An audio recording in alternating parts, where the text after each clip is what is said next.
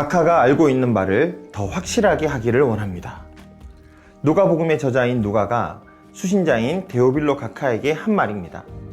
믿음과 복음, 하나님 나라에 대해 우리는 알기는 알지만 확신하지 못하는 경우가 많습니다.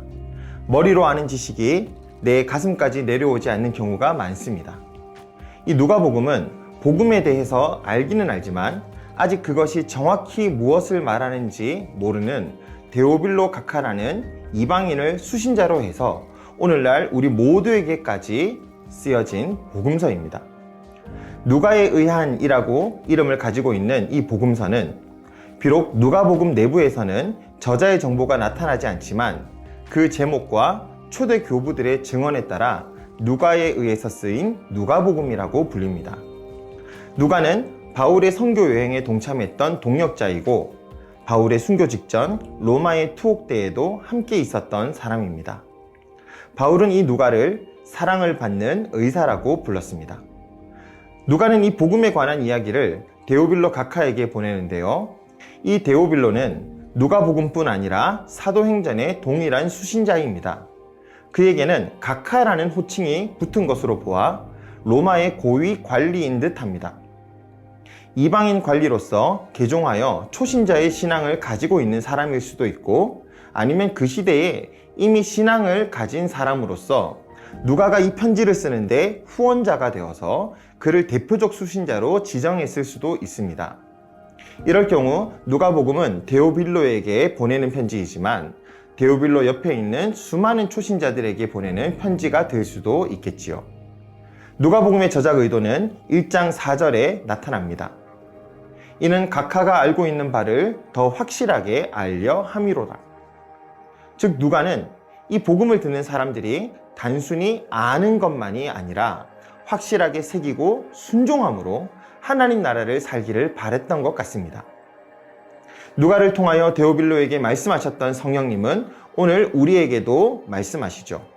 너희가 알고 있는 바를 더 확실하게 알았으면 좋겠다. 공관복음서, 즉 마태, 마가, 누가복음의 구조는 비슷합니다.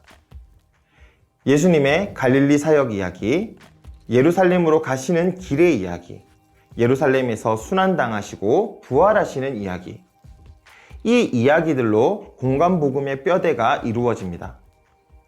누가복음도 크게는 이 세 구조로 이루어져 있습니다.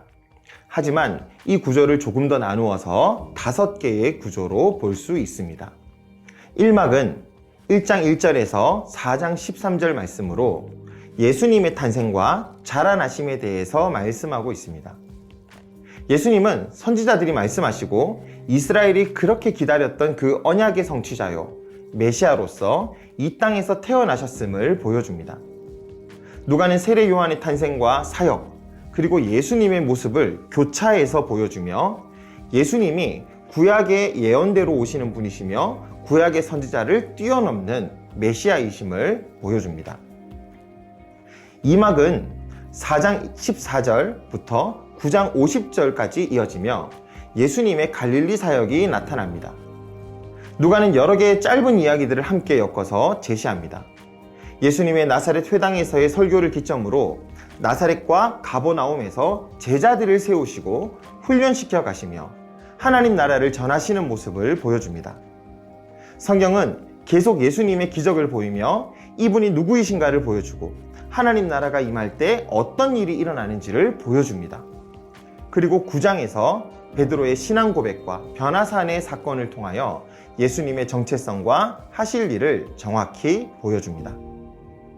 3막은 9장 51절부터 19장 27절까지의 말씀으로 예루살렘으로 가는 길에서 벌어진 사건을 다룹니다. 누가는 특히 이 예루살렘으로 가는 길을 10장이나 할애해서 보여주고 있습니다.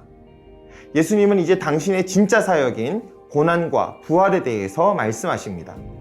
그리고 예수님의 승천하신 이후를 위해 제자들을 준비시키십니다. 한편 이 과정 속에서 진짜 이스라엘이라고 주장했던 유대 지도자들은 점점 더 예수님을 받아들이지 않고 공격하는 모습을 보입니다. 반면 그 나라 백성이 아니라고 생각했던 가난한 자들과 잃어버린 자들에게는 하나님 나라의 복음이 받아들여지는 모습들을 보여줍니다. 그리고 예수님은 그를 따르는 제자들에게 하나님 나라를 살아갈 올바른 제자도가 무엇인지 가르쳐 주십니다. 사막은 예루살렘 성전에 입성하셔서 활동하시는 예수님의 모습을 보여줍니다. 예수님은 성경대로 나귀를 타고 입성하십니다. 그런데 이 예수님을 발견하여 받아들인 자들은 누가복음에서 제자들이라고 말씀하십니다. 화려한 예루살렘과 그곳에 있는 지도자들이 하나님 나라의 왕을 받아들인 것이 아니라 별 볼 일 없는 제자들이 예수님을 받아들입니다.